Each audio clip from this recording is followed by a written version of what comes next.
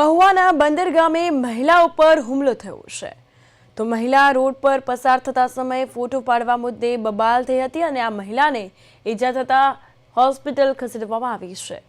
હાલ પોલીસ દ્વારા આ મામલે વધુ તપાસ તેમજ કાયદેસરની કાર્યવાહી શરૂ કરવામાં આવી। તો મહુવાના બંદર ગામે મહિલા પર હુમલાની ઘટના રોડ પર પસાર થતા સમયે ફોટો પાડવા મુદ્દે બબાલ સર્જાઈ મહિલા ઈજાગ્રસ્ત થતા તેને સારવાર અર્થે હોસ્પિટલ ખસેડાઈ છે।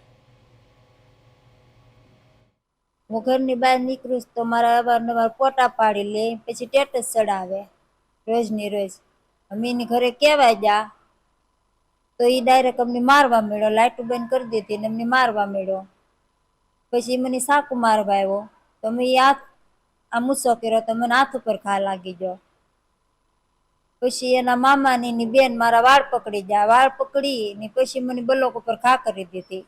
ઘા કરીને એના મામાની અહીંયા ગોઠણીયા ચડાવી દીધો એટલે મને એકાબીજી મેક આવી વાળ પકડીને।